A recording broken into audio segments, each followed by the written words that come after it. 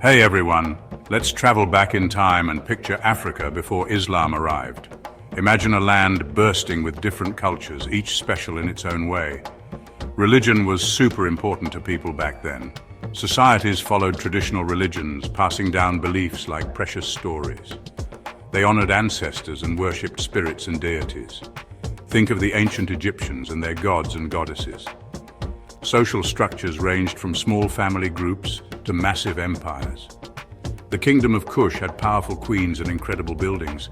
Trade routes connected people and goods over huge distances. The trans-Saharan trade route exchanged gold, salt and ivory. This trade brought wealth to empires like Ghana. The Indian Ocean trade route linked East African cities with faraway lands. This sea route allowed for the trading of spices and textiles. These trade networks show how connected Africa was to the world. To sum it up, Africa before Islam was a vibrant mix of cultures, beliefs, and traditions. Now let's fast forward to the 7th century CE when Islam arrived in Africa. This new monotheistic faith, which began in the Arabian Peninsula, would change African societies forever. But here's the thing, Islam didn't arrive in Africa all at once. It was introduced gradually through a series of interactions, mainly through trade and conquest. The first major contact happened when Muslims conquered Egypt in 641 CE. Egypt, with its strategic location and ancient civilization, became a crucial gateway for Islam to spread into Africa. The Muslim armies, led by the skilled general Amr ibn al-As, faced resistance from the Byzantine Empire, which ruled Egypt at that time. However, the Muslims' military strength and their promise of religious tolerance for the local Coptic Christian population eventually led to their victory. With Egypt under Muslim control, the stage was set for Islam to expand further across North Africa. Islam brought new ideas, beliefs, and practices to the region. It also led to the creation of new political and social structures, forever changing the course of African history. From its starting point in Egypt, Islam spread westward along the North African coast. This expansion was fueled by trade, migration, and military campaigns. Coastal port cities were especially open to the new faith. Cities like Alexandria, Tunis, and Tripoli became centers of Islamic learning and culture. Traders played a key role in spreading Islam. Muslim merchants set up trading posts and communities. They brought their faith and shared it with locals. The Berbers were receptive to Islam. Many saw Islam as a force of liberation. They were drawn to its message of equality and justice. The conversion of Berber tribes had a huge impact. It led to powerful Berber Muslim dynasties shaping North Africa. The spread of Islam in North Africa was closely connected to the rise of powerful Islamic empires called caliphates. These caliphates, based in the Middle East, played a vital role in governing the newly conquered territories and promoting Islamic law and scholarship. The Umayyad Caliphate, established in 661 CE, was the first major Islamic empire to rule over North Africa. The Umayyads, with their capital in Damascus, set up a centralized administrative system that helped them solidify their control over the region. They appointed governors to oversee the provinces and collected taxes to fund their administration. The Umayyads also encouraged the spread of Islam by sending scholars and missionaries to teach the new faith. In 750 CE, the Umayyad Caliphate was overthrown by the Abbasids, who established a new dynasty with its capital in Baghdad. The Abbasids continued the work of their predecessors, further strengthening Muslim rule in North Africa and promoting Islamic learning and culture. Under the Abbasids, North Africa experienced a time of economic prosperity and intellectual growth. New centers of learning known as madrasas were established, attracting scholars from all over the Islamic world. Section 5. Conversions and Coexistence, a complex religious landscape. The arrival of Islam in North Africa didn't mean that everyone immediately converted to the new faith. Instead, it set off a complex process of religious and cultural change that took centuries to unfold. While many people, especially in cities and among the Berber tribes, embraced Islam, others continued to follow their traditional beliefs. Christianity, which had been the main religion in North Africa under Roman and Byzantine rule, gradually became less influential. However, some communities continued to practice it, particularly in Egypt and Ethiopia. Judaism also had a long history in North Africa, and Jewish communities continued to thrive under Muslim rule.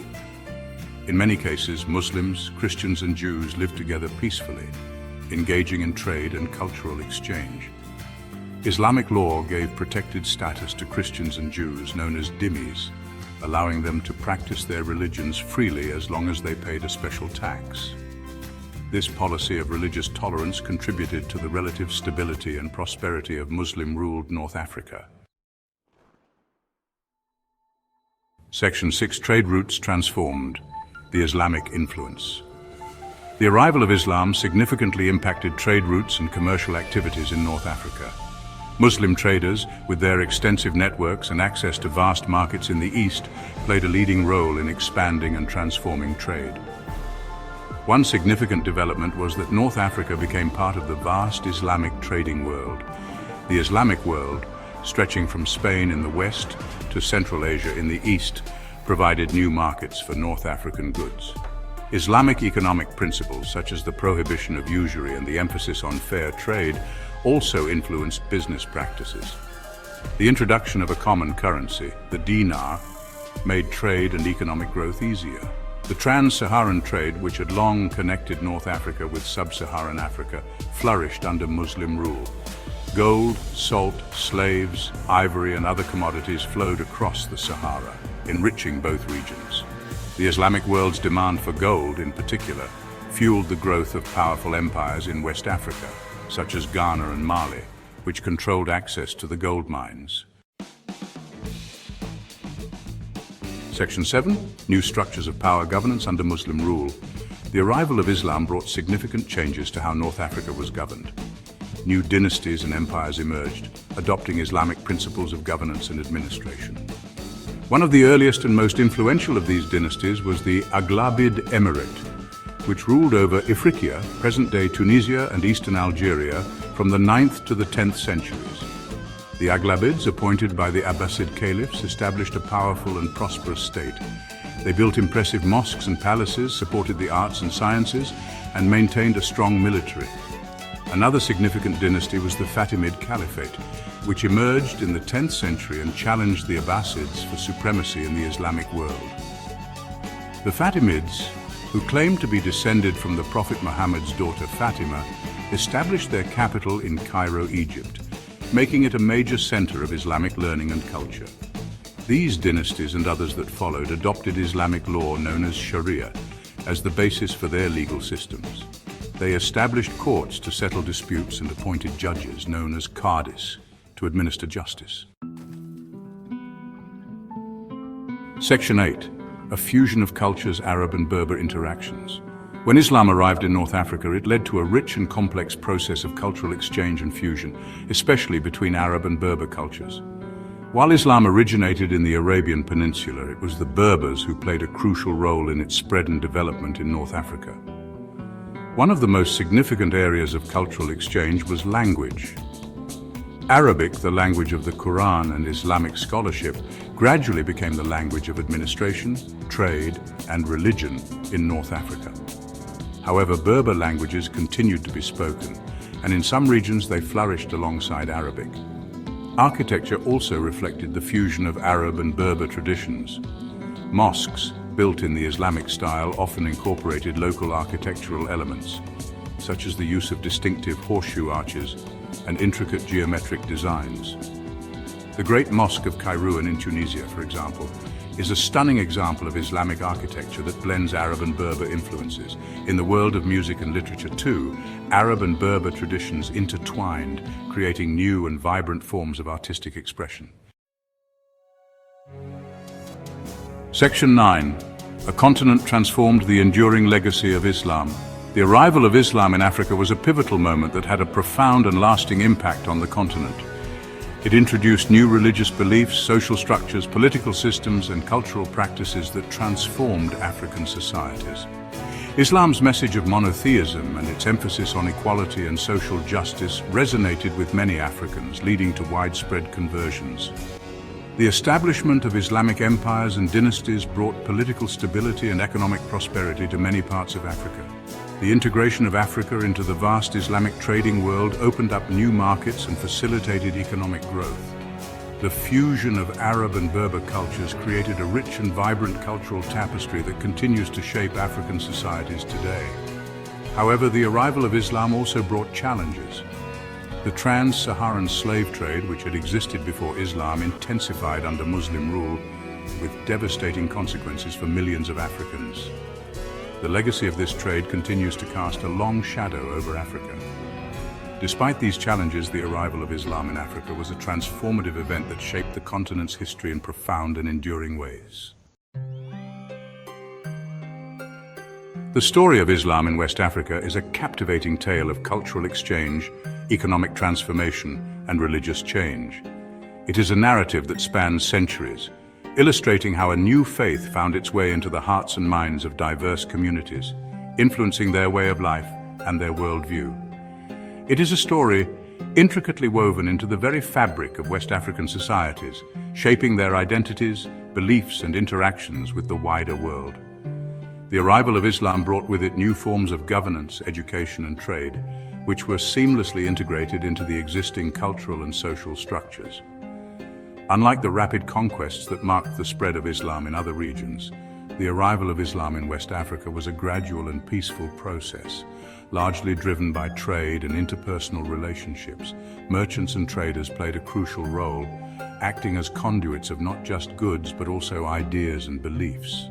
From the 8th century onwards, the sands of the Sahara Desert became pathways for a new faith, carried not by armies but by merchants seeking fortune and sharing their beliefs. These trade routes connected distant lands, facilitating not only the exchange of goods but also the spread of religious and cultural ideas. This essay will explore the fascinating journey of Islam in West Africa, examining its arrival, its influence on powerful empires, and the ways in which it was embraced, adapted, and sometimes resisted by the diverse communities of the region. We will delve into the stories of influential leaders who adopted Islam and the impact it had on their reigns and their people. The story of Islam in West Africa is not just a religious one, but a testament to human interaction, cultural exchange, and the enduring power of ideas to transcend borders and shape destinies. It is a rich tapestry of history that continues to influence the region to this day, reflecting the dynamic interplay between faith, culture, and commerce. Often perceived as a formidable barrier, the Sahara Desert served as a vital link between North Africa, steeped in the traditions of Islam, and the burgeoning kingdoms of West Africa. This vast expanse of sand and rock, stretching over 3.6 million square miles, was more than just an obstacle. It was a conduit for connection and exchange. Crisscrossing this seemingly desolate landscape were ancient trade routes, pathways not just for goods but for ideas, cultures, and religions. These routes, etched into the sands by countless footsteps and camel hooves, were lifelines that sustained the flow of commerce and communication. Traversing these routes were Berber merchants, originating from North Africa, who played a pivotal role in introducing Islam to the region.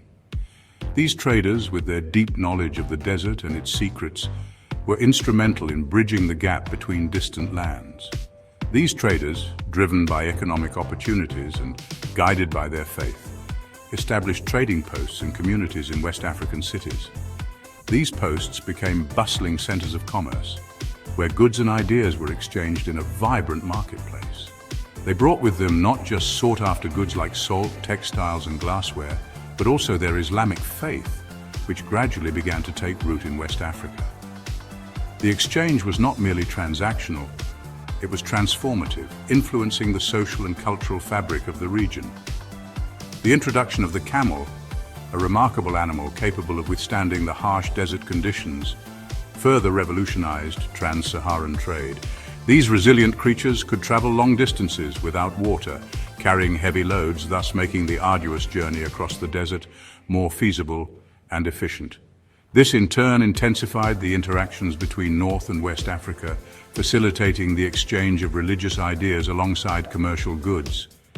The Sahara, once seen as an insurmountable barrier, became a bridge of trade and faith, connecting diverse cultures and fostering a rich tapestry of human civilization. The rise of powerful empires in West Africa, namely Ghana, Mali, and Songhai, marked a significant turning point in the story of Islam in the region. These empires not only shaped the political landscape, but also played a crucial role in the cultural and religious transformation of West Africa.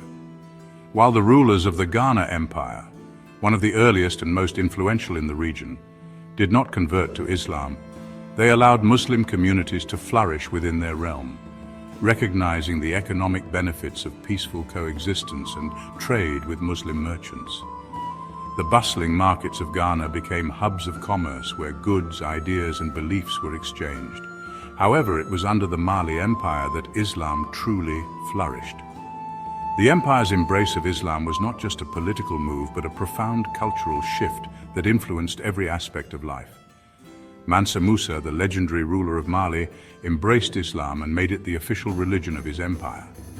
His famous pilgrimage to Mecca in 1324 showcased the wealth and piety of Mali, leaving a lasting impression on the Islamic world. His reign marked a golden age for Islam in West Africa, with the construction of mosques, the establishment of Islamic schools, and the patronage of scholars. Mansa Musa's support for education and religion helped to solidify the foundations of Islamic culture in the region.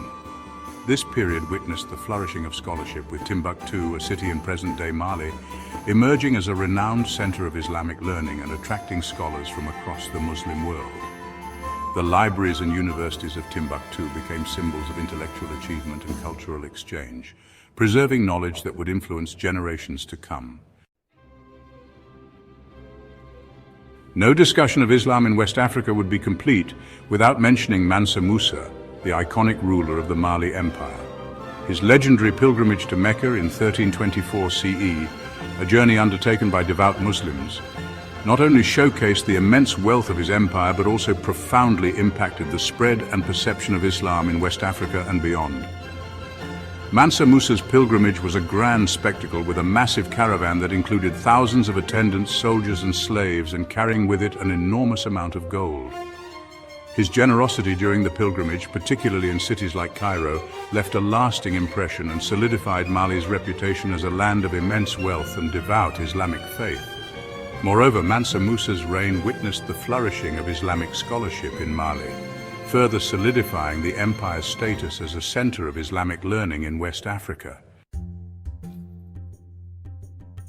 Section 5. Timbuktu, the jewel of Islamic scholarship in Africa. No city embodies the intellectual vibrancy that Islam brought to West Africa quite like Timbuktu. Located on the edge of the Sahara Desert, Timbuktu transformed from a seasonal trading post into a thriving center of commerce and scholarship, a beacon of knowledge that attracted scholars and students from far and wide. Under the patronage of Mansa Musa and his successors, Timbuktu witnessed the construction of magnificent mosques, including the iconic Djinguereba Mosque, Sankore Mosque, and Sidi Yahya Mosque.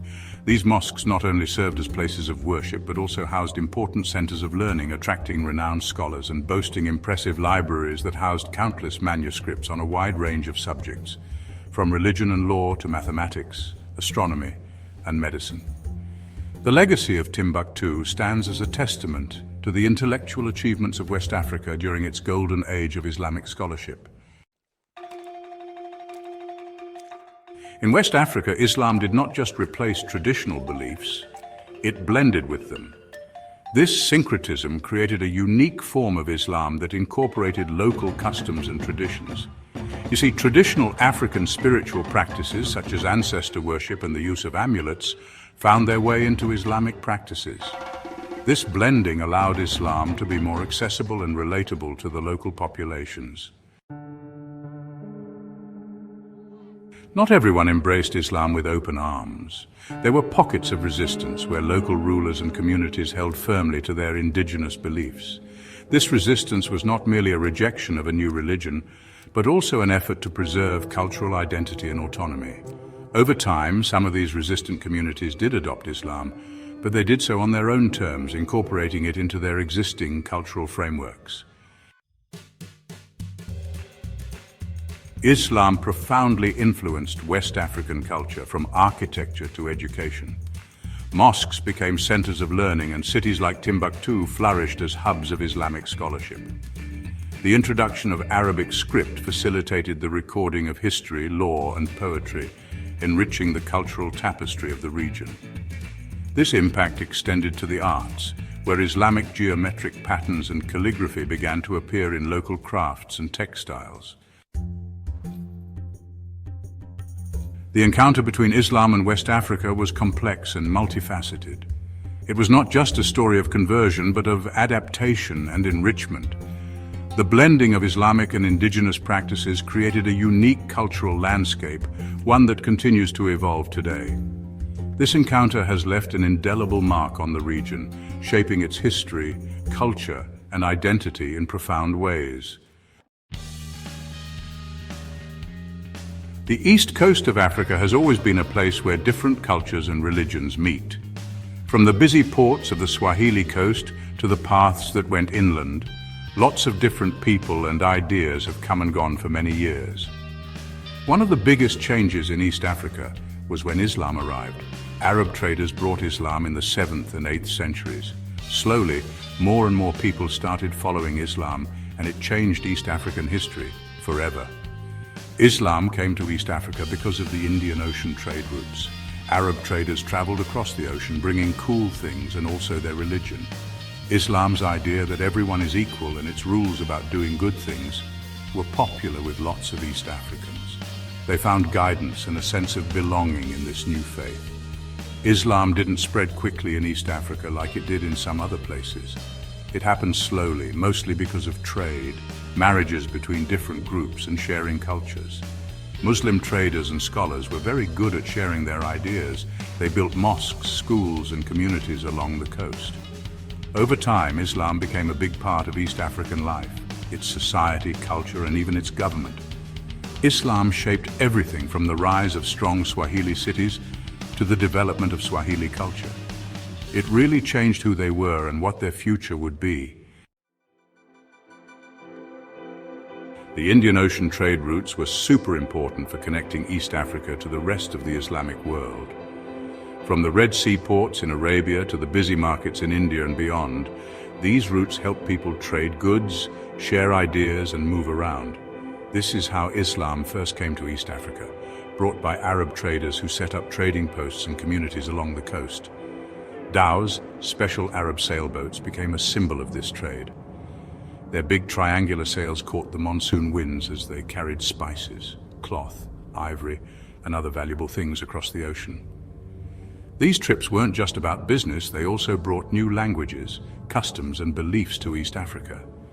As trade grew, so did the relationships between Arab traders and the people who already lived in East Africa. Muslim merchants married local women, and their children created a new group of Swahili people, a mix of different cultures. Many East Africans decided to follow Islam, and this often helped them do better in business, since Muslim traders like to trade with other Muslims. The Indian Ocean trade routes helped spread Islamic ideas, practices, and values.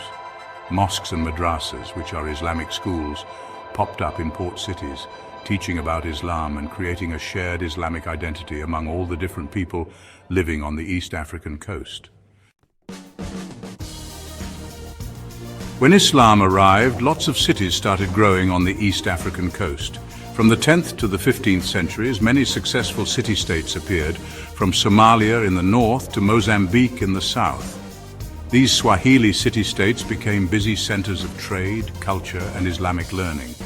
Some of the most important cities were Kilwa, Mombasa, Zanzibar, and Lamu. Because they were in good spots on the coast, these cities controlled important trade routes and attracted merchants from Arabia, Persia, India, and even China. All the money from trade helped these cities grow into big, exciting places with beautiful mosques, palaces, and other buildings. The Swahili city-states were full of people from all over and had a unique mix of Arab, Persian, African, and Islamic cultures. The leaders of these cities often said they were descended from Arabs or Persians. They used Islamic ways of governing, laws, and social customs. Arabic became the language of business, government, and learning, which made the cities even more connected to the rest of the Islamic world. The mosques in these cities were important for teaching about Islam, holding community events and studying. Islamic scholars came from Arabia and other places, bringing their knowledge of Islamic law, theology, and philosophy. The Swahili city-states became famous for their Islamic scholarship, and students came from all over East Africa and beyond to study there. The Swahili people, a mix of cultures and faith. The word Swahili comes from the Arabic word Sawahili, which means of the coast. The Swahili people came about from a mix of Bantu-speaking Africans and Arab, Persian, and other traders who settled on the East African coast. Over many years, a unique Swahili culture developed, combining African and Islamic traditions. Islam was really important in shaping who the Swahili people were. It gave them a shared religion and culture that brought together all the different communities along the Swahili coast. The Swahili language, which is a Bantu language with lots of Arabic words, shows this mix of African and Islamic influences. Swahili society was patriarchal, meaning men were in charge, and Islamic law guided things like inheritance, marriage, and family life. But traditional African customs and beliefs were still important in Swahili culture, especially outside the cities. This mix of Islamic and local practices can be seen in many parts of Swahili life, from music and dancing to religious ceremonies. Swahili food also shows the region's many cultures. Foods like rice, coconut milk, and spices came from Arab and Indian traders, while seafood, plantains, and cassava are local African foods. Spices like cumin, coriander, turmeric, and cloves give Swahili food its delicious and unique flavors. Hey everyone, and welcome. We're thrilled to have you here with us today. Today we're diving into the fascinating and intricate history of Islam in the Horn of Africa, a region rich in cultural and religious diversity. This area, which includes countries like Somalia, Ethiopia, Eritrea, and Djibouti, has been a melting pot of cultures and religions for a very long time. The intermingling of different traditions has created a unique tapestry of human experience. Islam in particular has been a major force in shaping this region's past and present. The beautiful mosques and Islamic architecture stand as a testament to its enduring influence. Its journey here began right at the start of the Islamic faith, leaving a lasting impact on the people, their politics, and their beliefs. The ancient manuscripts and calligraphy from this period are invaluable records of this rich history. You see, the Horn of Africa's connection to Islam goes way back, even before it became widespread in the Arabian Peninsula. The early migrations played a crucial role in this connection. It was to the land we now call Ethiopia that a small group of early Muslims traveled, seeking safety from danger in Mecca. This journey was a significant moment in the history of Islam. This event, known as the First Hijrah, was super important in Islamic history. It marked the beginning of a long and enduring relationship between the Horn of Africa and the Islamic world. It cemented the Horn of Africa as a safe place, a place that welcomed this new faith from the very beginning. The landscapes and communities of Ethiopia became intertwined with the story of Islam. The arrival of Islam here wasn't a one-time thing, but a gradual process of people connecting, sharing, and blending traditions. The Red Sea trade routes were vital in facilitating these exchanges. Traders, scholars, and explorers traveling across the Red Sea and the Indian Ocean helped spread Islamic beliefs, practices, and ideas. Their journeys were instrumental in the diffusion of Islam. People living in coastal communities were among the first to embrace Islam, and from there it slowly moved inland, mixing with existing customs and beliefs. These coastal areas became vibrant centers of Islamic culture. Over many years, Islam in the Horn of Africa developed its own unique character, influenced by the region's distinct culture and history. The blending of Islamic and local traditions created a rich cultural mosaic. The faith's ability to adapt and blend is clear in the many different ways Islam is practiced throughout the region. This adaptability has allowed Islam to thrive in diverse cultural settings. From busy port cities along the Red Sea to the Ethiopian highlands, Islam has become a core part of life in the Horn of Africa. These areas have become hubs of Islamic learning and culture. It's a rich legacy that continues to shape the region today and into the future. The enduring presence of Islam in the Horn of Africa is a testament to its profound and lasting impact. In the early 7th century, when Prophet Muhammad's message of Islam was just starting to spread in Mecca, the city was a bustling center of trade and culture. However, this new message was not welcomed by everyone. His followers faced a lot of trouble. They were persecuted, harassed, and even tortured for their beliefs. The situation was dire, and the early Muslims lived in constant fear for their lives.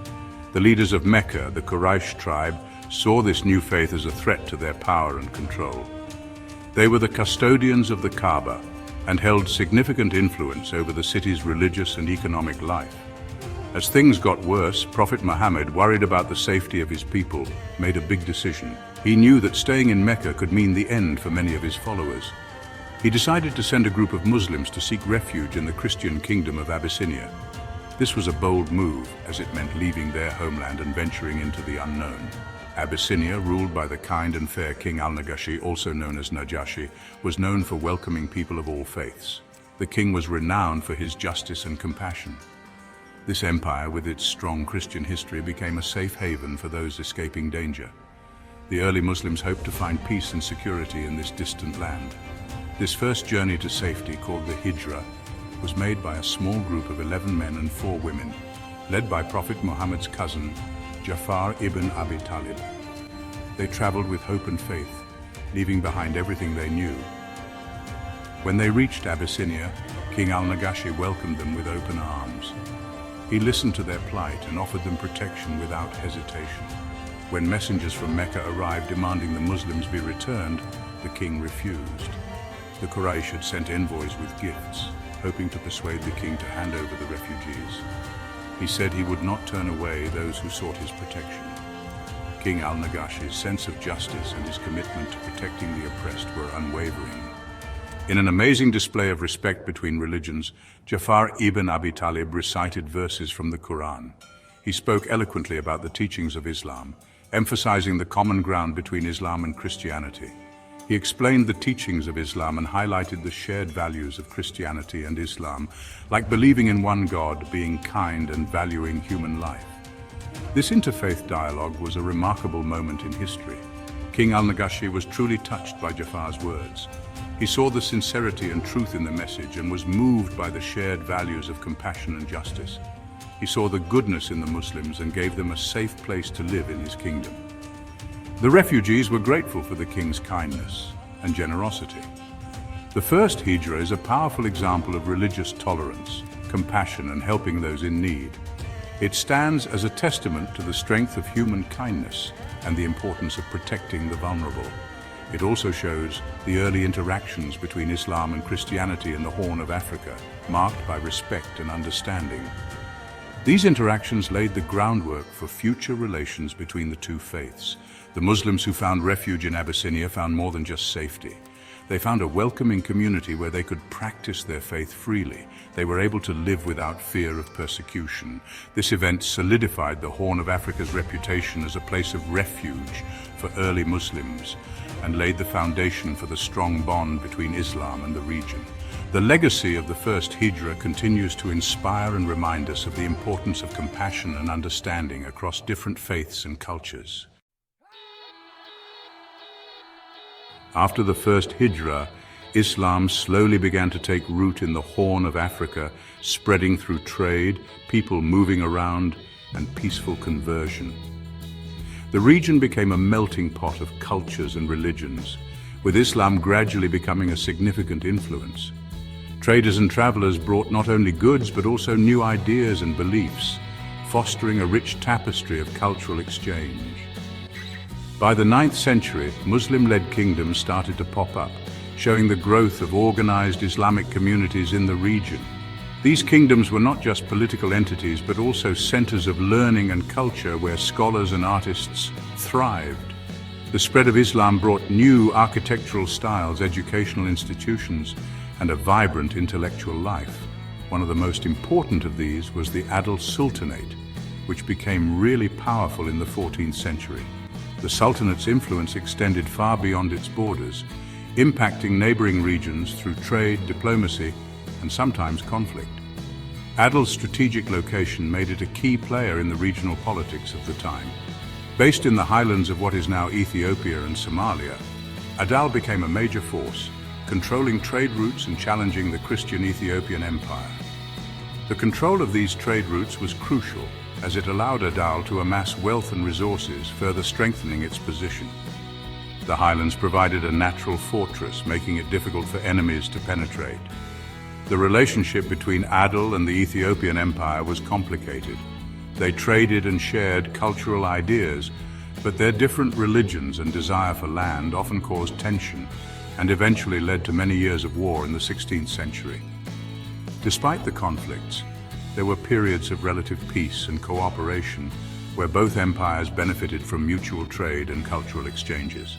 These wars, known as the Muslim-Christian Wars, had a huge impact on the Horn of Africa. The battles were fierce and often devastating, leaving a lasting mark on the region's history. The wars disrupted trade, displaced populations, and led to significant loss of life and property. The Adal Sultanate, under the leadership of Ahmad ibn Ibrahim al-Ghazi, also known as Ahmad Gure or the Left-Handed, launched many attacks against the Ethiopian Empire. Ahmad Gure was a charismatic and strategic leader whose military campaigns were both feared and respected. His leadership brought a new level of intensity to the conflict. Ahmad Gure's army, armed with guns from their Ottoman allies, won many battles, taking control of large parts of Ethiopia. The introduction of firearms changed the nature of warfare in the region, giving Adal a significant advantage. The Ottoman support was crucial, providing not just weapons but also military advisors and training. Facing such a strong enemy, the Ethiopian Empire asked for help from the Portuguese, who sent a small group of soldiers and cannons. This alliance marked a significant moment in the history of the region, as European powers began to play a more direct role in African conflicts. The Portuguese brought not only military aid but also new tactics and strategies.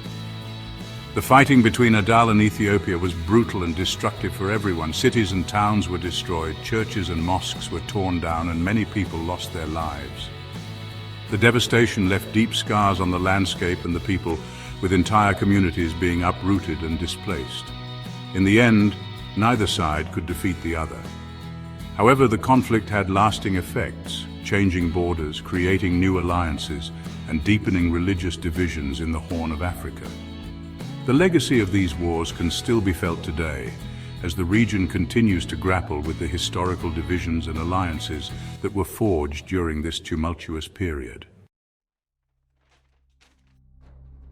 While wars and politics shaped the early history of Islam in the Horn of Africa, the way it spread and blended with local cultures was also deeply influenced by Sufism, the mystical side of Islam.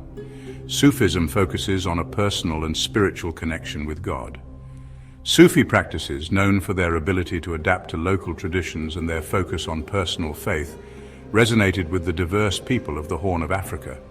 Sufi orders, led by charismatic spiritual leaders called sheikhs, played a crucial role in spreading Islam throughout the region. These sheikhs, respected for their wisdom, piety, and spiritual powers, attracted a large following among both nomadic herders and settled farming communities. Sufi teachings, often shared through poetry, music, and storytelling, emphasized the importance of love, compassion, and seeking spiritual enlightenment. Sufism's ability to blend with local customs and beliefs made it widely accepted in the Horn of Africa. Sufi shrines, often located at the tombs of revered sheikhs, became important pilgrimage sites, attracting people seeking blessings, healing, and spiritual guidance. These shrines became centers of religious and social life, hosting gatherings, festivals, and rituals that brought together people from all walks of life. One of the most important figures in spreading Sufism in the Horn of Africa was Sheikh Yusuf al-Kaunain, a Somali scholar and saint who is believed to have converted many people to Islam. Sheikh Yusuf al-Kaunain's teachings emphasized peace, tolerance, and respect for everyone, regardless of their religion. His legacy continues to inspire Muslims in the Horn of Africa, promoting dialogue and understanding between different faiths. Support us by subscribing to our YouTube channel, Africarized. Like, share, and comment. Follow us on TikTok, Instagram, and X. North Africa, a land of sweeping deserts, bustling cities, and vibrant cultures, has witnessed the ebb and flow of empires and religions throughout its long history. Among the many forces that have shaped the region's identity, Islam stands out as a profound and enduring influence. From the arrival of Arab armies in the 7th century CE, Islam has been deeply intertwined with the social, cultural, and political fabric of North Africa. Prior to the Islamic conquests, North Africa was home to a mix of indigenous Berber communities, as well as Roman and Byzantine influences. Christianity had taken root in the region, but the arrival of Islam ushered in a new era, transforming the religious landscape and leaving an indelible mark on North African societies. This essay delves into the journey of Islam in North Africa, exploring its arrival, spread, and impact on the region's diverse peoples. We will examine the Arab conquests and their role in shaping North African identity, as well as the ways in which Berber groups embraced and adapted Islam to their own cultural contexts. Furthermore, we will highlight the cross-cultural exchanges between North Africa and Sub-Saharan Africa, facilitated by the trans-Saharan trade routes which served as conduits for the spread of Islamic beliefs, knowledge, and goods. The 7th century CE marked a turning point in North African history with the arrival of Arab armies, carrying with them the banner of Islam. This period witnessed a series of decisive military campaigns that would reshape the political and religious map of the region. In 642 CE, the Arabs, led by the skilled general Amr ibn al-As, conquered Egypt, wresting control from the Byzantine Empire. This victory not only secured a strategic foothold in North Africa, but also opened the gateway for further expansion westward. Over the following decades, Arab forces advanced across North Africa, gradually extending their rule over the region known as Bilad al-Maghrib, or the land of the setting sun. The indigenous Berber populations who had long inhabited these lands fiercely resisted the Arab advance, engaging in protracted conflicts and uprisings. However, by 709 CE, the Umayyad Caliphate, an Arab Muslim empire centered in Damascus, had consolidated its control over most of North Africa, integrating it into their vast domain. The Arab conquests had a profound impact on North African societies, ushering in significant political, social, and religious transformations.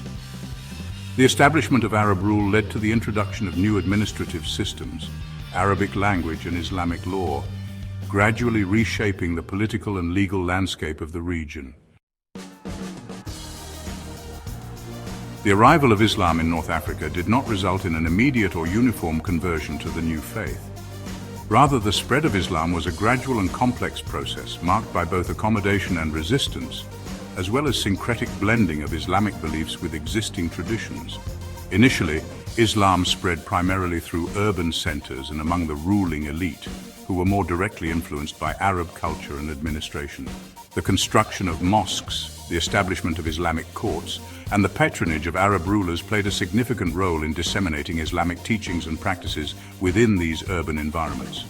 Over time, Islam gradually spread to rural areas carried by merchants, traveling scholars, and Sufi mystics, who played a crucial role in making the faith more accessible and appealing to local populations. The process of Islamization, however, varied considerably across different regions and communities. While some Berbers readily embraced Islam, attracted by its message of equality and social justice, others clung to their traditional beliefs, resisting cultural assimilation. Despite the gradual spread of Islam, significant pockets of Christianity persisted in North Africa, particularly in remote areas and among certain Berber tribes.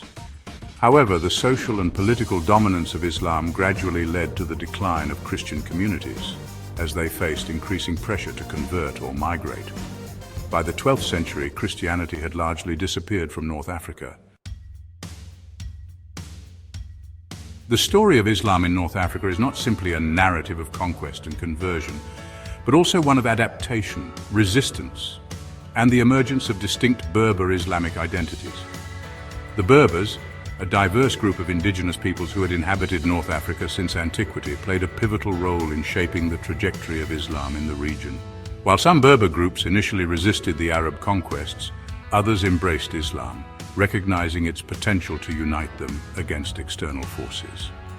As the Berbers gradually adopted Islam, they did not simply abandon their own cultural heritage. Instead, They sought to reconcile their pre-Islamic customs and beliefs with the tenets of their newfound faith, resulting in a unique blend of Arab and Berber traditions that characterized North African Islam.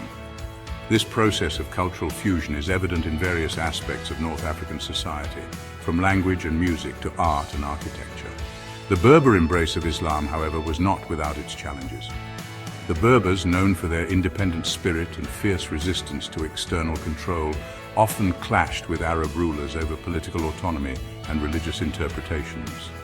These tensions occasionally erupted into open revolts and the establishment of independent Berber Islamic dynasties, as they sought to assert their own visions of Islamic governance and societal organization.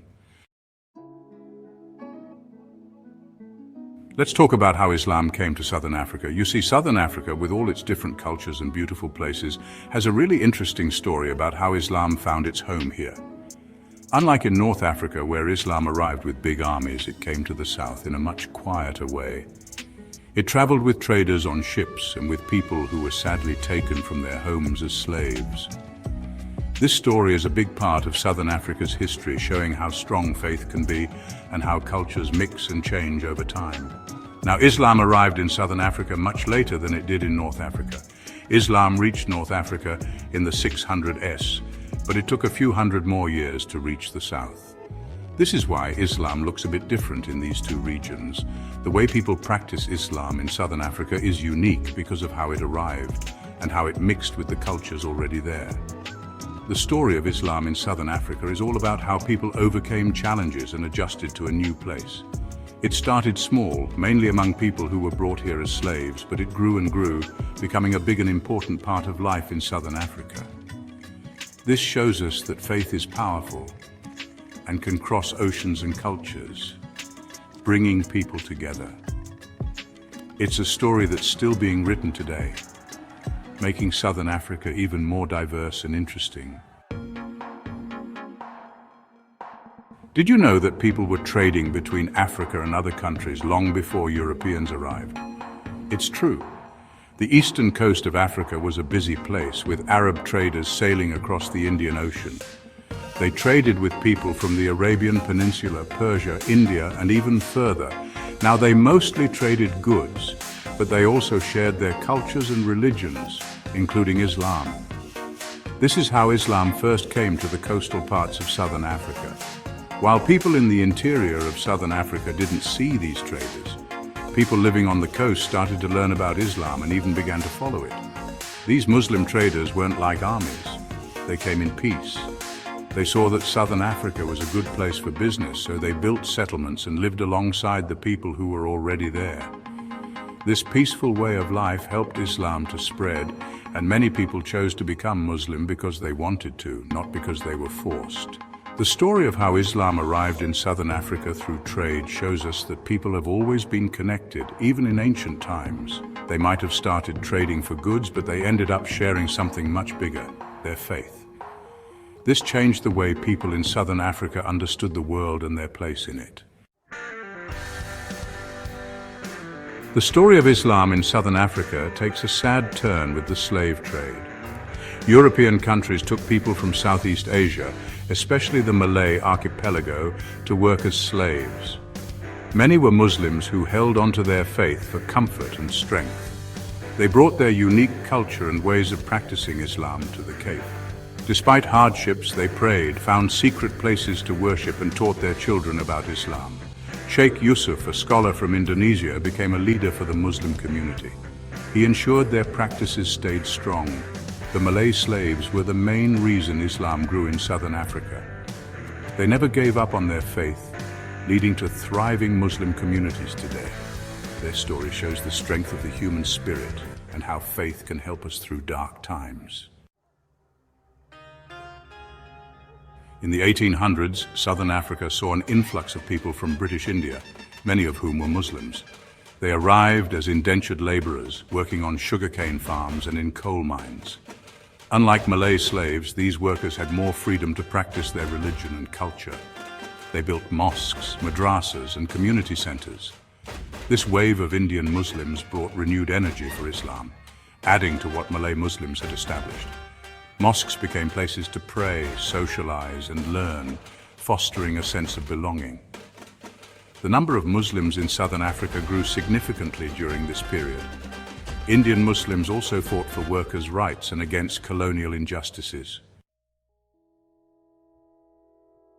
Now let's talk about how mosques and Islamic education became so important in southern Africa. These places became like cornerstones for Muslim communities, giving them not just a place to pray, but also a place to learn and keep their culture alive. Madrasas, the Islamic schools, made sure that children learned about Islam and its values so they could pass that knowledge down to their own children one day. Mosques, with their doors always open, became places where Muslims from all walks of life could come together, share their faith, and support each other. This helped Islam become a bigger part of life in southern Africa, showing everyone that it was a religion of peace and togetherness. Now imagine a beautiful tapestry with all sorts of threads woven together. That's what it was like as Islam slowly became a part of everyday life in southern Africa. Over time, people started to see Islamic traditions and values everywhere, from the way people interacted with each other to how they fought for what they believed in.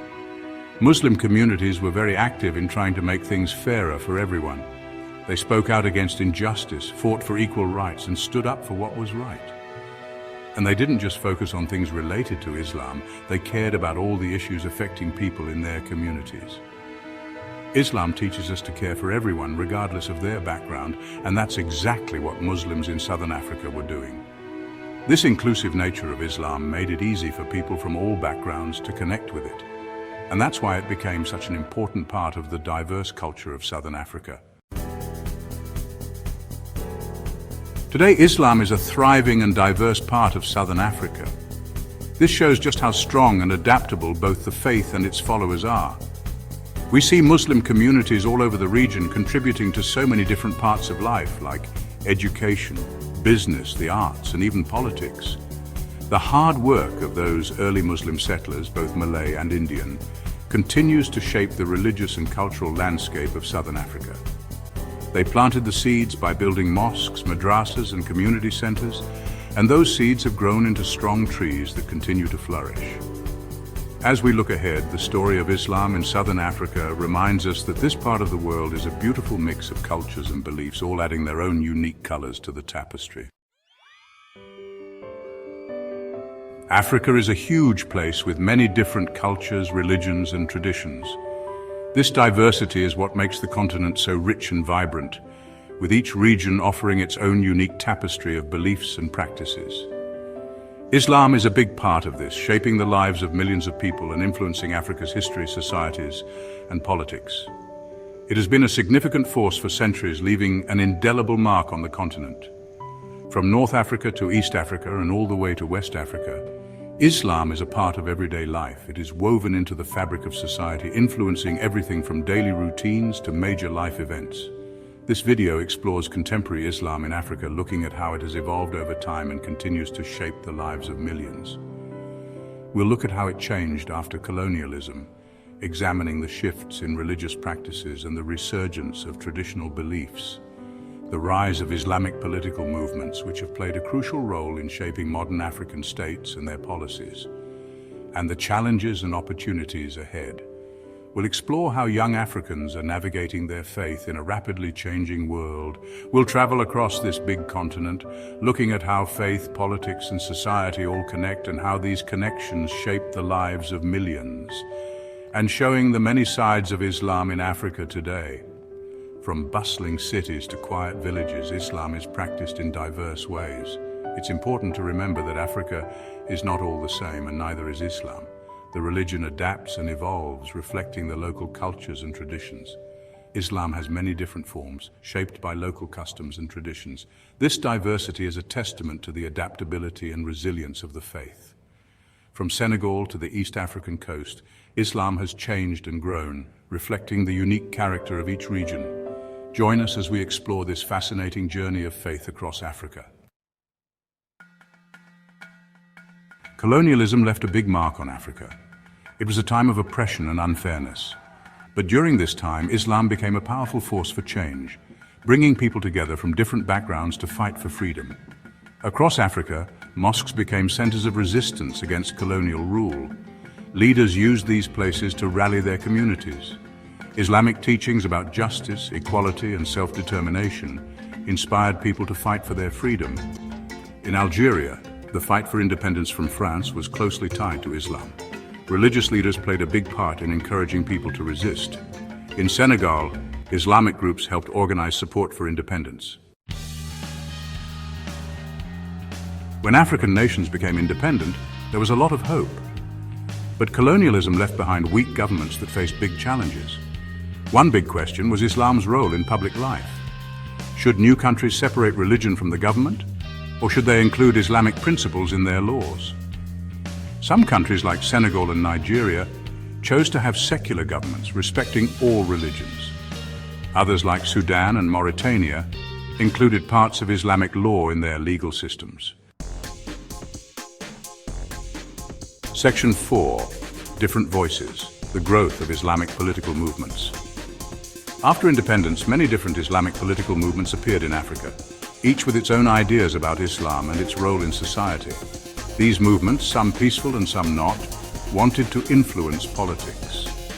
Some groups, like the Muslim Brotherhood in Egypt, wanted gradual political change through peaceful means. Others, like Boko Haram in Nigeria, used violence and wanted to create Islamic states. It's important to remember that these movements are all different. Their ideas, strategies, and goals vary widely, shaped by local events and leaders. Their rise isn't just about religion. Politics, economics, and social issues all play a part. Section 5. Facing Extremism, a Dark Cloud Over the Continent. This section delves into the pressing issue of extremism that has cast a long, dark shadow over various parts of Africa. Extremism has caused big problems in parts of Africa, threatening peace and safety. The daily lives of ordinary people are disrupted, and the atmosphere is often tense and fearful. Groups like Boko Haram in Nigeria, Al-Shabaab in Somalia, and Ansar Dine in Mali have caused a lot of harm, attacking people and making them afraid. Their violent actions have left a trail of destruction, with ruined buildings and deserted streets as stark reminders of their presence. Their beliefs, often based on extreme interpretations of Islam, take advantage of existing problems like poverty and corruption to recruit followers. These groups exploit the vulnerabilities of young men in slum areas and rural communities, promising them a sense of purpose and belonging. Many things contribute to extremism, from lack of jobs to unfair governments and ethnic tensions. Unemployment leaves many young people with few options, while corrupt and unfair governments fuel resentment and anger. Ethnic tensions further complicate the situation, creating a breeding ground for extremist ideologies. Solving this problem requires more than just military action. While peacekeeping forces play a crucial role, lasting solutions must involve community leaders and grassroots efforts. We need to address the root causes of extremism, like poverty and lack of education, while also encouraging religious tolerance and empowering communities. Education, economic opportunities, and interfaith dialogue are key to building a more peaceful and resilient society. Section 6. Building Connections. Talking between religions in a diverse Africa. Even with the challenges of extremism, Africa is a place where many religions have lived together for a long time. This coexistence is a testament to the resilience and adaptability of its people. This shows how important it is for different religious communities to talk to each other and cooperate. Dialogue is the first step towards mutual understanding and respect. Across Africa, people are working to build understanding and peace between different faiths. These efforts are crucial in creating a harmonious society. These efforts include meetings between religious leaders, youth camps and community events that bring people together, and educational programs that teach tolerance and respect. Schools and community centers play a vital role in these educational initiatives. By focusing on shared values like compassion, justice, and empathy and peace, these initiatives try to counter hate and encourage unity. Public demonstrations and peace marches are powerful symbols of this unity. The way to a better future is to recognize that we are all human and work together to understand and respect each other. Only through collective effort can we hope to build a peaceful and inclusive society. Section 7. Conclusion. Islam in Africa. A story of strength and change. The story of Islam in Africa is a complicated one. It's a story of strength and change. From its role in resisting colonial rule to its influence today, Islam remains a powerful force. While there are challenges like extremism and the need for better understanding between religions, the strength of African Muslims and their commitment to peace and justice give us hope. As Africa continues to change, Islam will continue to be an important part of its future. Understanding the complexities of Islam in Africa, with its different voices and ideas, is essential for encouraging peaceful coexistence and creating a better world for everyone. Welcome to our exploration of the profound cultural impact of Islam in Africa. Now, I know what you're thinking. Islam in Africa? Isn't that like a whole continent and a half? And you'd be right, but that's the beauty of it, isn't it? We're about to dive into this incredible tapestry of cultures woven together over centuries. In this video, we'll delve into the rich tapestry of art, music, literature, festivals, traditions, and architecture influenced by Islam across the African continent. We're talking about the kind of influence that doesn't just sit on the surface. Oh no, this is deep, ingrained, part of the DNA of these cultures. So buckle up, because we're about to go on a journey from the sands of the Sahara to the bustling streets of Lagos. From ancient manuscripts to modern-day music festivals. Trust me, you don't want to miss this. All right, let's talk art, music, and literature. These are not just forms of expression, but are deeply intertwined with the cultural and spiritual fabric of societies. Now, when we think of Islamic art, the first thing that might pop into our heads is the intricate geometric patterns, the calligraphy, the arabesque designs. These elements are not just decorative, but carry profound spiritual significance. And yes, you'll find those in abundance across Africa. The influence of Islamic art is evident in the architecture, where these patterns create a sense of harmony and infinity. But what's fascinating is how these traditional Islamic elements get infused with local aesthetics, creating something truly unique. This fusion results in a vibrant tapestry of cultural expression. Take, for example, the Timbuktu manuscripts. These are treasures of knowledge and art. These ancient texts, some dating back to the 13th century, are more than just religious documents. They are a testament to the rich intellectual history of the region. They cover everything from astronomy and mathematics to medicine and poetry. And the calligraphy? Exquisite. Each manuscript is a work of art in its own right. It's like each stroke of the pen is a prayer, a meditation. The dedication and skill involved are truly awe-inspiring. Then you've got the vibrant textiles of West Africa, like the Aso-Oke cloth of the Yoruba people. These textiles are more than just fabric. They are a form of storytelling. These hand-woven fabrics, often adorned with intricate patterns and bold colors, are a staple at weddings, festivals, and other important occasions. They symbolize identity, status, and heritage.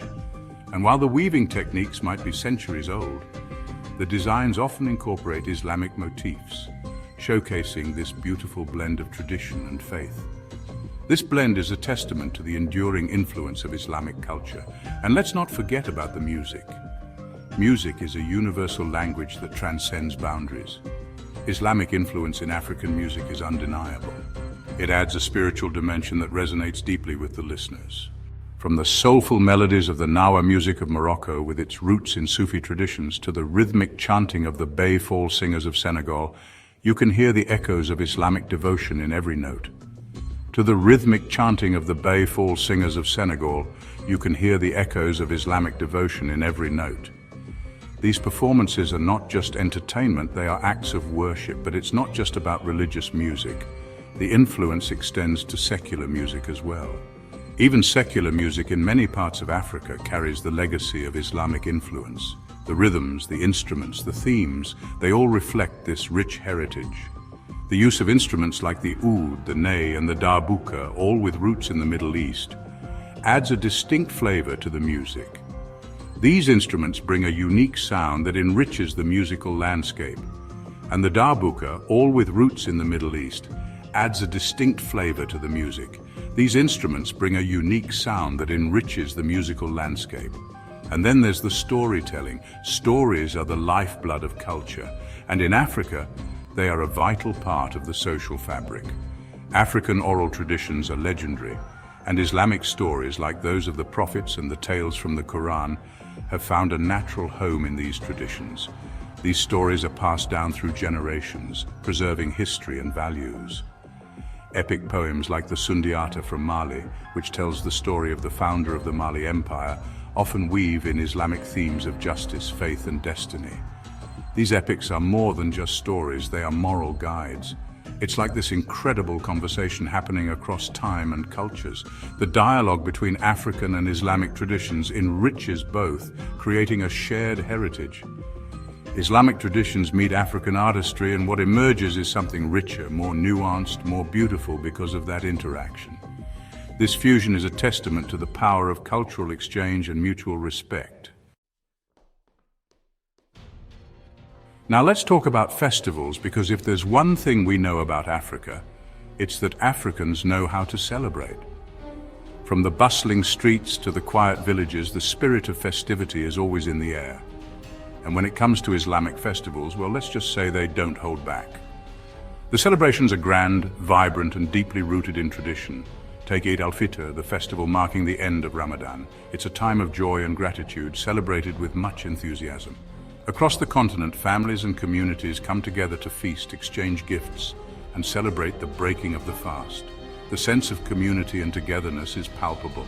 But here's the thing, each region adds its own unique flavor to the festivities. The diversity in celebration styles is truly fascinating.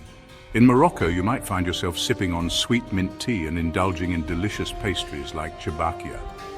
These treats are a staple during the festive season. Meanwhile, in Senegal, the streets come alive with the sound of drumming and dancing as people celebrate with bowls of tiaboudienne, a flavorful fish and rice dish. The energy is infectious. And then there's Eid al-Adha, the festival of sacrifice. This festival holds a special place in the hearts of many. This is a time for families to come together, share a meal, and reflect on the values of sacrifice and generosity. It's a moment of deep spiritual significance. But it's also a time for some pretty incredible cultural displays. The performances and traditions are a sight to behold. In Niger, for example, the Wodabe people celebrate Gerevol, a festival where men dress in elaborate costumes and perform dances to attract a wife. It's a unique and colorful tradition. It's a vibrant celebration of love, beauty, and tradition, all set against the backdrop of this important Islamic holiday. The festival is a testament to the rich cultural tapestry of Africa, but it's not just the big festivals that showcase the cultural impact of Islam. The everyday practices are equally significant. Everyday traditions, like the naming ceremonies for newborns, often incorporate Islamic prayers and blessings. These ceremonies are intimate and heartfelt, and even the way people greet each other, with the traditional Assalamu alaikum, peace be upon you, reflects the values of peace and respect that are central to Islam. It's a beautiful expression of goodwill. And let's be real, no discussion about Islamic traditions in Africa would be complete without mentioning the art of henna. This art form is cherished across the continent. This intricate body art, using dye derived from the henna plant, is more than just decoration. It's a tradition passed down through generations. It's a symbol of beauty, celebration, and even spiritual protection. The designs are often intricate and meaningful, from the elaborate designs adorning the hands and feet of brides in Morocco to the geometric patterns painted on the arms of women in Sudan. Henna is a powerful expression of cultural and religious identity. It's a form of art that tells a story. So as you can see, the cultural impact of Islam in Africa goes beyond just observing religious holidays. It's a way of life. It's woven into the very fabric of daily life, adding color, flavor, and meaning to every celebration. The influence is profound and enduring. Chapter 3. Sacred Spaces. A legacy in stone and sand. All right, let's talk architecture, because when Islam spread to Africa, it didn't just bring new ideas, it brought a whole new way of thinking about space, about design, about the places where faith and daily life intersect. This transformation was not just physical, but also deeply cultural, influencing the very fabric of African societies. Now you might already be picturing the majestic mosques of the Middle East with their towering minarets and shimmering domes. These structures are iconic, representing the grandeur and spiritual significance of Islamic architecture. And yes, you'll find echoes of that architectural grandeur in Africa too. The influence is unmistakable, yet it is uniquely adapted to the local context.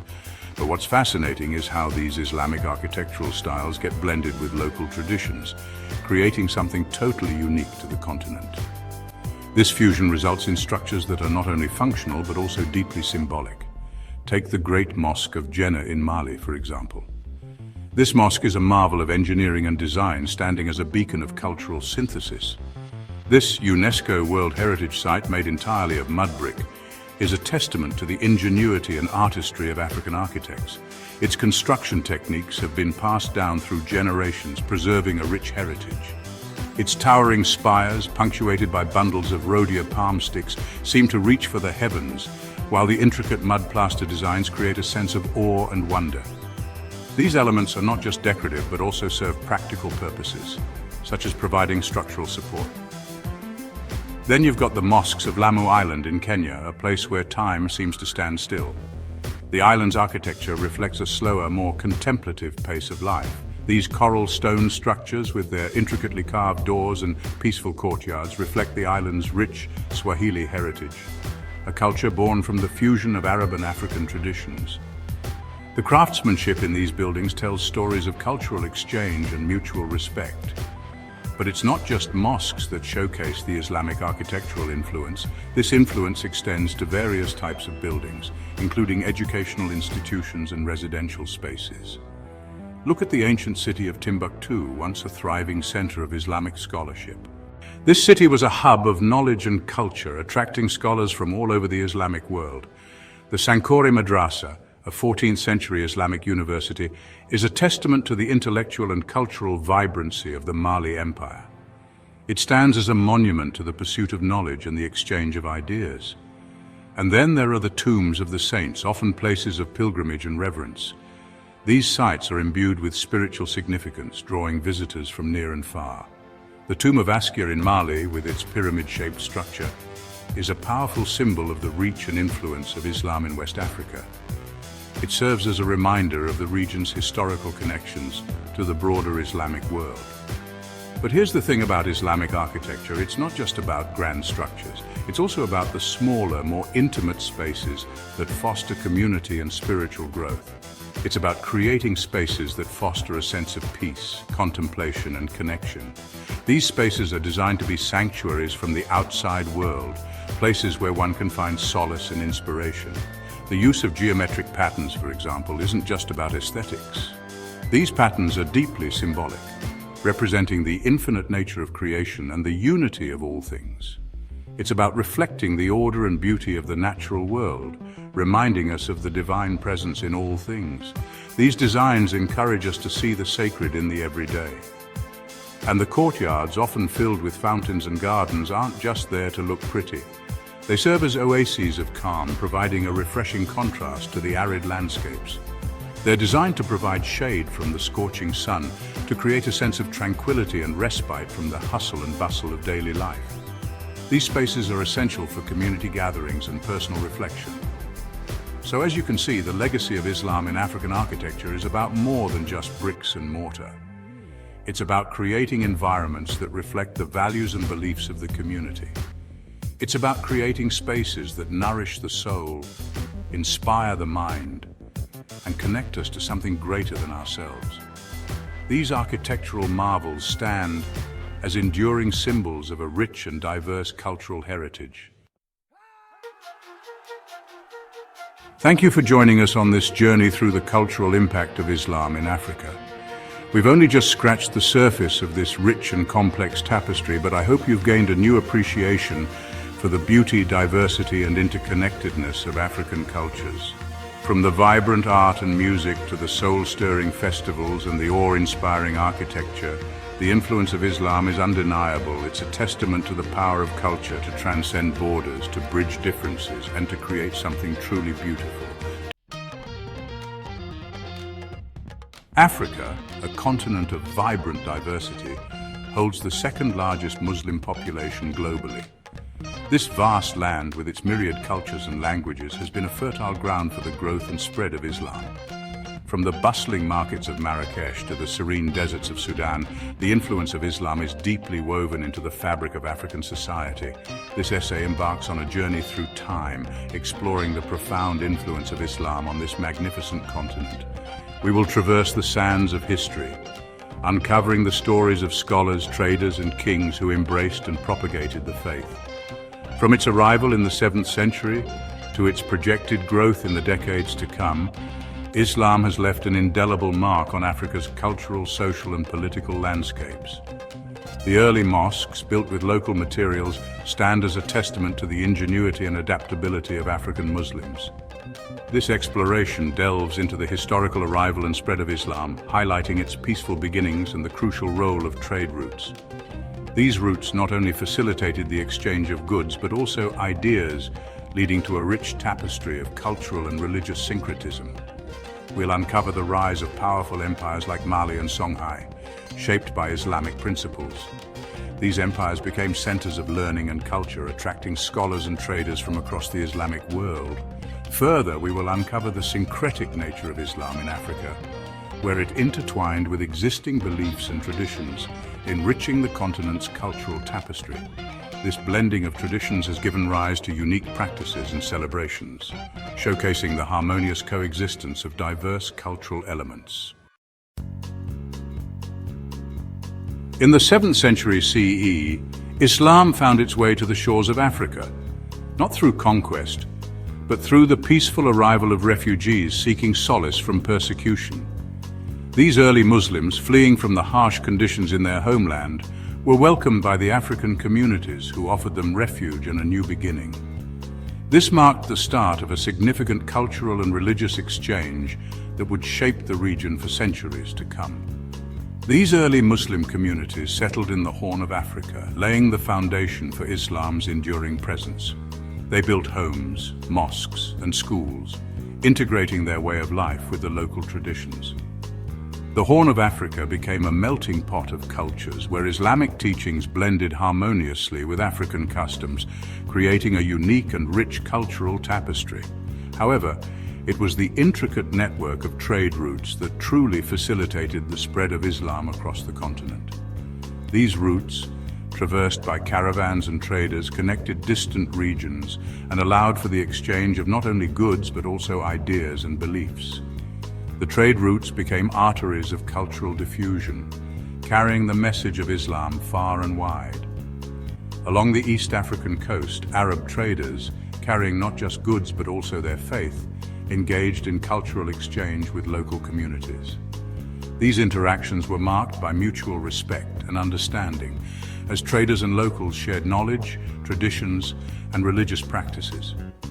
The coastal markets buzzed with activity, becoming centers of both commerce and cultural exchange.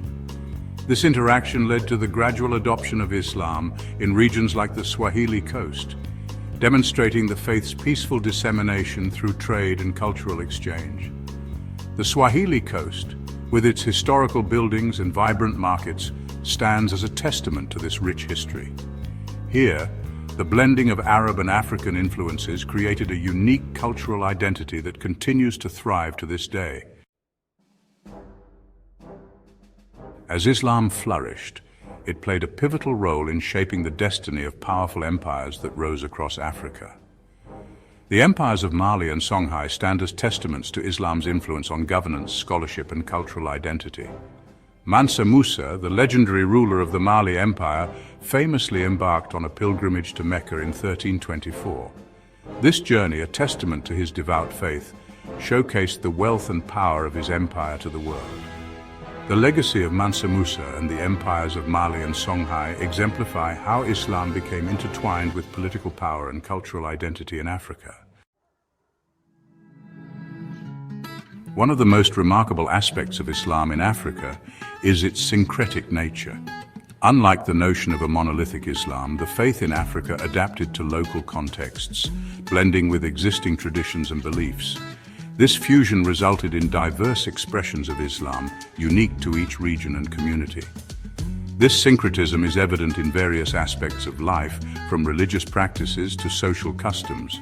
African music, art, and architecture bear witness to the harmonious blend of Islamic and indigenous traditions.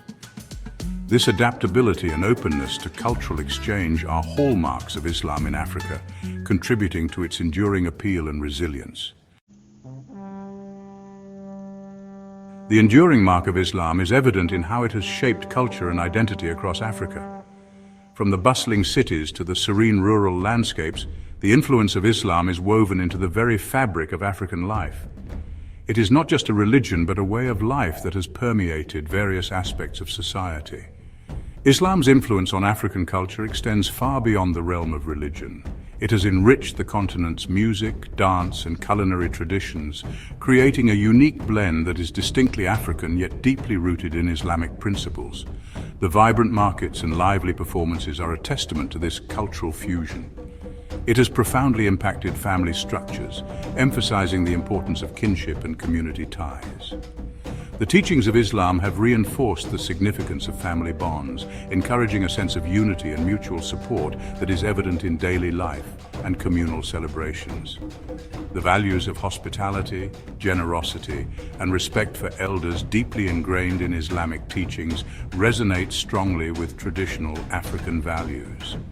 These shared principles have fostered a culture of warmth and inclusivity, where guests are treated with the utmost respect and elders are revered for their wisdom. Moreover, Islam has played a significant role in shaping artistic expressions across the continent. African artisans have seamlessly integrated Islamic motifs into their work, creating masterpieces that reflect a blend of cultural influences. This artistic synergy is evident in the intricate designs and vibrant colors that characterize African art. From the intricate geometric patterns of mosques to the elegant calligraphy adorning manuscripts, Islamic aesthetics have left an indelible mark on African art and architecture. The fusion of these elements has resulted in a unique architectural style that is both functional and beautiful, showcasing the creativity and skill of African builders and artists. This fusion of artistic traditions reflects the harmonious coexistence of Islam within the diverse cultural landscape of Africa. It is a testament to the adaptability and resilience of African cultures which have embraced and integrated Islamic influences while preserving their unique identities. The result is a rich tapestry of cultural expressions that celebrate both diversity and unity. Section 6. Islam's legacy, education, justice, and societal values. Education has always held a place of high regard within Islam, and this emphasis on knowledge acquisition is evident in its historical role in Africa. Mosques, often serving as centers of learning, provided education in religious sciences, Arabic language, and other subjects. Furthermore, Islamic principles of justice, fairness, and equality have influenced social justice movements across the continent. The fight against colonialism and apartheid, for instance, drew inspiration from Islamic teachings on liberation and social responsibility. This legacy of resistance and the pursuit of justice remain integral to the identity of many African Muslim communities. Section 7. The future of faith, Islam's growing presence in Africa. Looking ahead, Islam is projected to experience significant growth in Africa, solidifying its position as a major religious force on the continent. This growth is attributed to factors such as high birth rates and the appeal of Islam's teachings to younger generations. However, this growth is not without its challenges. The rise of extremist ideologies poses a threat to stability and peace in some regions. Addressing the root causes of extremism, promoting interfaith dialogue, and empowering moderate voices are crucial for ensuring a future where Islam continues to contribute positively to Africa's development. Section 8. Navigating modernity, challenges and opportunities. As Africa navigates the complexities of globalization and technological advancement, Muslims on the continent are grappling with the challenges and opportunities presented by modernity. Balancing religious observance with modern lifestyles, engaging with secular education systems, and addressing issues like gender equality and human rights within an Islamic framework are just some of the ongoing discussions. Despite these challenges, African Muslims are actively shaping their own narratives, drawing upon their rich heritage and Islamic values to contribute to their societies. From entrepreneurship and innovation to social activism and political participation, Muslims are playing a vital role in shaping the future of Africa. Section 9. Conclusion. Islam's enduring legacy in Africa. Islam's journey in Africa is a testament to its adaptability, resilience, and capacity for peaceful coexistence. From its humble beginnings to its current status as a major faith, Islam has left an enduring legacy on the continent, shaping its culture, identity, and destiny. As Africa continues to evolve, Islam will undoubtedly remain a powerful force, influencing its social, political, and cultural landscapes for generations to come. Understanding the historical journey, the enduring legacy, and the future prospects of Islam in Africa is essential for comprehending the complexities of this vibrant continent. Thank you for watching. Don't forget to subscribe to our Africaized YouTube channel. Like, share, and comment. See you in the next video.